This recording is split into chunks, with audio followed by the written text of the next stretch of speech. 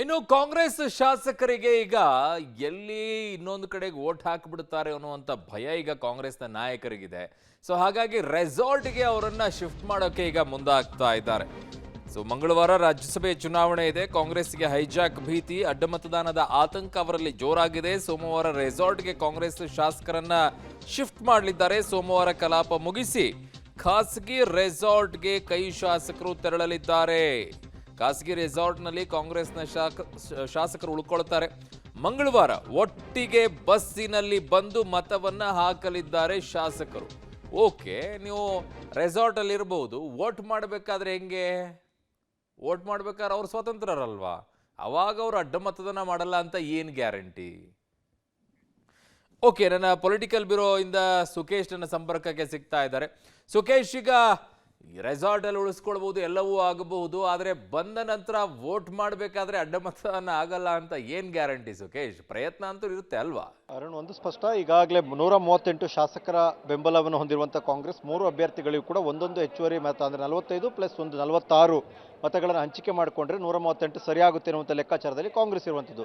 ಇದರ ಮಧ್ಯದಲ್ಲಿ ಈಗಾಗಲೇ ಕಾಂಗ್ರೆಸ್ ದೂರನ್ನ ಕೊಟ್ಟಿದೆ. ಮೈತ್ರಿ ಅಭ್ಯರ್ಥಿಯಾಗಿ 5ನೇ ಅಭ್ಯರ್ಥಿಗೆ ಆ ಕಡೆ ಕೇಳಿರುವಂತಹ ಕುಪೇಂದ್ರ ರೆಡ್ಡಿ ಅವರ ವಿರುದ್ಧ ಅವರು ಹಣದ ಆಮಿಷವನ್ನು ಒಡ್ಡಿದ್ರು ಅಥವಾ ಪಕ್ಷೇತರ ಶಾಸಕರನ್ನ ಸೆಳೆಯುವ ಪ್ರಯತ್ನ ಮಾಡಿದ್ರು ಅಂತ.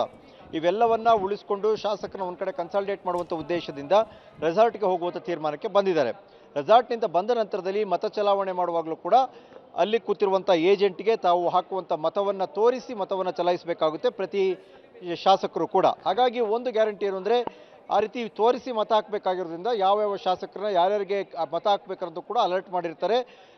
ಅದರಂತೆ ನಡೆದೇ ಇದ್ದರೆ ಮುಂದೆ ಕಾನೂನಾತ್ಮಕವಾದ ವಿಚಾರಗಳು, ಅದು ಸ್ಪೀಕರ್ಗೆ ದೂರು ಅಥವಾ ಶಾಸಕ ಸ್ಥಾನದಿಂದ ವಜಾಗೊಳಿಸಲಿಕ್ಕೆ ದೂರು ದಾಖಲು ಮಾಡುವಂಥದ್ದಕ್ಕೆ ಬೇರೆ ಬೇರೆ ಅವಕಾಶಗಳು ಸಹಜವಾಗಿಯೇ ಇರುತ್ತೆ. ಹಿಂದೆಯೂ ಇತ್ತು, ಈಗಲೂ ಇದೆ. ಹಿಂದೆಯೂ ಕೂಡ ಅಡ್ಡ ಮತದಾನ ಆಗಿದೆ. ಈ ಬಾರಿಯೂ ಆತಂಕ ಖಂಡಿತವಾಗಿಯೂ ಇದ್ದೇ ಇದೆ. ಆದರೆ ಕಾಂಗ್ರೆಸ್ ಮತ್ತು JDS ಮತ್ತು BJPಗೆ ಕಳೆದುಕೊಳ್ಳಲಿಕ್ಕೆ ಭಯ ಇಲ್ಲ, ಆದರೆ ಗೆದ್ದುಕೊಳ್ಳಲಿಕ್ಕೆ ಸಾಧ್ಯ ಅನ್ನುವಂಥ ಆತಂಕ ಇದ್ದಂತೆ ಕಾಣಿಸ್ತಾ ಇದೆ. ಆದರೆ ಕಾಂಗ್ರೆಸ್ಗೆ 3 ಗೆಲ್ಲುವಂತಹ ಕಾನ್ಫಿಡೆನ್ಸ್ ಮಧ್ಯದಲ್ಲೂ ಕೂಡ ಏನಾದರೂ ಎಡವಟ್ಟು ಆಗದ ರೀತಿಯಲ್ಲಿ ನೋಡಿಕೊಳ್ಳಬೇಕಾದಂಥ ಅನಿವಾರ್ಯತೆ ಇದ್ದಂತೆ ಕಾಣಿಸ್ತಾ ಇದೆ. ಅರುಣ್. ಓಕೆ ಸುಖೇಶ್, ನಿಮ್ಮೆಲ್ಲ ಮಾಹಿತಿಗೆ ಧನ್ಯವಾದಗಳು.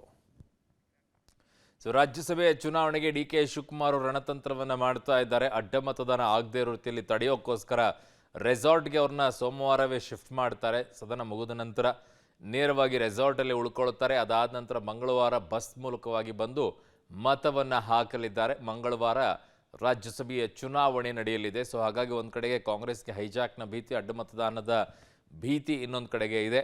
ಸೊ ಕಾರಣ 4 ಜನ ಇದ್ದಿದ್ದರೆ ಸಮಸ್ಯೆ ಇರ್ತಾ ಇರಲಿಲ್ಲ. 5ನೇ ಕ್ಯಾಂಡಿಡೇಟನ್ನು ಈಗ ಮೈತ್ರಿ ಹಾಕಿರೋದ್ರಿಂದ ಸೊ ಅಲ್ಲಿ ಈಗ ಲೆಕ್ಕಾಚಾರಗಳು ತಲೆ ಕೆಳಗಾಗೋ ರೀತಿಯಲ್ಲಿ ಕಾಣಿಸ್ತಾ ಇದೆ.